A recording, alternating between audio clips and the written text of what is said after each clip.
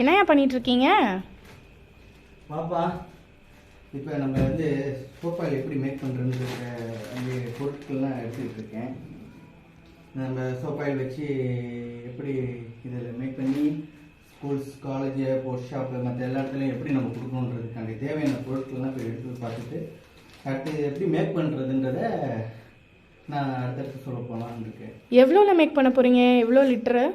இது வந்து சும்மா ஒரு 60 லிட்டர் வரைக்கும் நம்ம இந்த சோப்பாயில் மேக் பண்ணலாம். இதை வச்சு நம்ம மேக் பண்ண போகிறோம். இப்போ இது பண்ணி தான் நம்ம ப்ராடக்ட்டில் வந்து அடுத்து நம்ம இது பண்ணிகிட்ருக்கோம். இது வந்து இந்த ரா மெட்டீரியல்ஸ்லாம் இருக்குது. இதை வச்சு நம்ம சோப்பாயில் எப்படி பண்ணுறோன்றதை பார்க்குறோம். இது என்னென்ன ரா மெட்டீரியல்ன்றது வந்து நம்ம தெளிவாக இப்போ வந்து எக்ஸ்பிளைன் பண்ணலான்னு இருக்கேன் நான். ஓகே, அதை நான் சொல்கிறேன். சரி வாங்க. இது வந்து சோடா ஆஷ். இது வந்து பார்த்தீங்க அப்படின்னா ஆசிட் ஸ்லரி, லாப்ஸா அப்படின்னு நம்ம சொல்லலாம், அதோட கெமிக்கல் நேமு. இது வந்து ஒரு பிக்மெண்ட் ஏஜென்ட்டு. நமக்கு என்ன கலரில் வேணுமோ, என்ன ஃப்ளேவர் வேணுமோ அந்த ஃப்ளேவரோட வரக்கூடிய பிக்மெண்ட் ஏஜென்ட்டு. கரெக்டாக சொல்லிட்டீங்க. இதை வச்சு நம்ம எப்படி இந்த 60 லிட்டர் நம்ம சோப் ஆயில் மேக் பண்ணுறத இந்த வீடியோ ஃபுல்லாகவே நம்ம பார்க்க போகிறோம். ஓகே, வாங்க போகலாம். வாங்க நம்ம இதை எப்படி மேக் பண்ணுறதுன்றதை இந்த வீடியோவில் ஃபுல்லாக பார்க்கலாம்.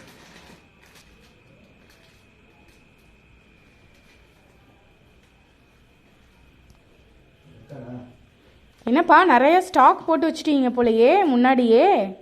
ஆமாம், இப்போ நம்ம வந்து சோப் ஆயில் மட்டும் இல்லாமல் நிறைய வீட்டுக்கு தேவையான கிளினிக் மெட்டீரியல் எல்லாமே நம்ம பண்ணிக்கிட்டு இருக்கோம். அதோட பார்த்தோம்னா அந்த நம்ம சரியா இப்போ நம்ம என்ன பண்ணுறோம்னா நம்ம வீட்டுக்கு தேவையான அனைத்து கிளினிக் பொருளும் நம்ம இங்கே பண்ணிகிட்டு இருக்கோம். அதில் பார்க்குறோம்னா இது வந்து என்னென்ன ஐட்டம்னா நம்ம பாத்திரம்லாம் விளக்குறோம்ல, அந்த பாத்திரம் டிஷ்வாஷ் ஜெல்லுன்றது பேர். இது வந்து எப்படின்னா இது பாத்திரம் விளக்குறதுக்கு நம்ம கைக்கு எதுவும் பொத்து போகாமல் இருக்கிறதுக்கு நல்ல ஒரு ஸ்டாஃப்னரான ஒரு லிக்விட். இதை வச்சு நம்ம எவ்வளோ பாத்திரம் வேணாலும் நம்ம விளக்கலாம். அது மாதிரி ஒரு லிக்விட்ஸ் தான் நம்ம கம்பெனியில் ஓனாக மேக் பண்ணிக்கிட்டு இருக்கோம். அது மட்டும் இல்லாமல் நம்ம கம்பெனி ப்ராடக்டில் ஃபெனாயில் மேக் பண்ணிகிட்டு இருக்கோம். இதை வச்சு நம்ம டாய்லெட் கிளீனர் மேக் பண்ணிக்கிட்டு இருக்கோம். ஒவ்வொரு பொருளும் நம்ம இப்போ கிளீனிங் மெட்டீரியல் பண்ணிகிட்டு இருக்கோம். அதுக்கப்புறம் பார்த்தோம்னா ஒரு ஃப்ளோர் கிளீனர், அதாவது தரை துடைக்கிறதுக்கு தேவையான லிக்விட்ஸ் வந்து எல்லாமே நம்ம ஒவ்வொன்றா தொழில் ப்ராடக்ட்லேருந்து நம்ம மேக் பண்ணிகிட்ருக்கோம். ஒவ்வொன்றுமே ஹைஜீனிக்கான குவாலிட்டியில் தான் நம்ம மேக் பண்ணிகிட்ருக்கோம். எல்லாமே நம்மளோட ஃபுல் எஃபெக்டில் பண்ணிகிட்டு இருக்கிறதுனால இது எல்லாமே நல்லாயிருக்கு. ஸ்கூல்ஸ், காலேஜ் எல்லாமே வாங்கி யூஸ் பண்ணிகிட்டு இருக்காங்க. இவங்க எல்லாமே நல்ல ஒரு ரெஃபரன்ஸாக சொல்லிகிட்டு இருக்காங்க. நல்லா இருக்குன்னு நிறைய பேர் சொல்லியிருக்காங்க. அதில் வந்து இதில் வந்து எல்லோரும் வாங்கி யூஸ் பண்ணிக்கிட்டு இருக்காங்க.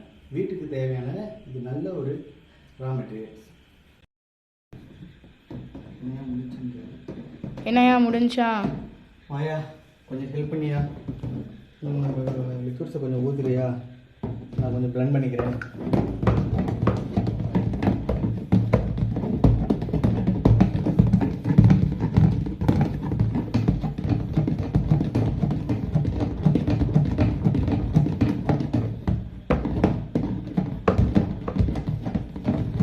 ஃபோம் நிறைய இருக்குல்ல?